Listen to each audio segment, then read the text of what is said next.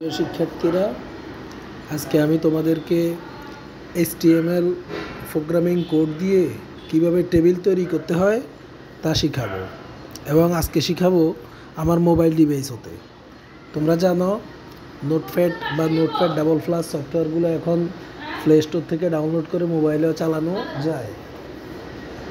আমি এখন তোমাদেরকে দেখাচ্ছি কিভাবে তোমাদের নিজস্ব মোবাইল ডিভাইস থেকে HTML প্রোগ্রামিং কোড ব্যবহার করে একটি টেবিল তৈরি করবে। এই HTML এডিটরটা হলো আমার মোবাইল অ্যাপস। এই মোবাইল অ্যাপসটা দিয়ে আমি মূলত তোমাদের জন্য একটা টেবিল তৈরি করব।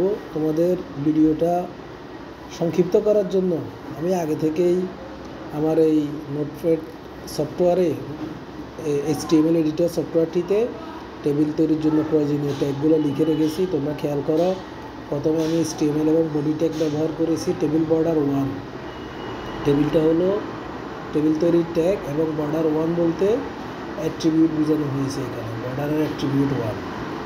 তারপরে সেল স্পেসিং 0 মানে সেলের মাঝখানে কোনো ফাঁকা থাকবে না। আমি এই টেবিলটা তৈরি করার জন্য মোট 3টা কলাম এবং 3টা রো ব্যবহার করেছি। প্রত্যেকটা রো শুরুতে টিএফ ট্যাগ ইউজ করতে হবে, এবং টেবিলের প্রথম রোটাকে হেডিং হিসাবে তৈরি করার জন্য আমি TH ব্যবহার করেছি, অর্থাৎ টেবিল হেডিং। টেবিল হেডিং আছে 3টা: roll number, name of students এবং GPA। তারপরে তোমরা পরের লাইনে দেখতে পাচ্ছ আবার একটা TF দেওয়ার সাথে সাথে নতুন একটা রো অ্যাড হবে। যেগুলো লম্বালম্বি এগুলোকে বলা হয় কলাম, যেগুলো পাশাপাশি এগুলোকে বলা হয় রো। এখানে আমি TD001, TD হলো টেবিল ডাটা, আর 001 বলতে রোল নাম্বার 1 আনিসুল হক এবং GPA 5। আমি এখানে 3 জন স্টুডেন্টের নাম লিখেছি। দেখো প্রত্যেকটা রোতে টেবিল ডাটা 3টা করে আছে, রোল নাম্বার, নাম এবং GPA।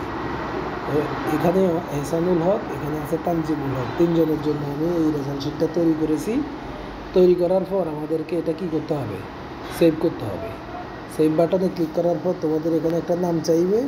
নাম চাইলে তুমি কোনো একটা নির্দিষ্ট নাম দিয়ে এটাকে সেভ করতে হবে। আমি এখানে নাম দিলাম TABLE, টেবিল 2 দিলাম, কারণ আমার এখানে টেবিল নামে একটা ফাইল অলরেডি সেভ করা আছে। এই কারণে আমি এটাকে table2.html দিয়ে সেভ করলাম। সেভ না করলে পরবর্তীতে ডাটাটা আর পাওয়া যাবে না। এখন আমাদের টেবিলটা হলো কি না সেটা আমি কীভাবে বুঝবো? এবার আউটপুটে ক্লিক করো।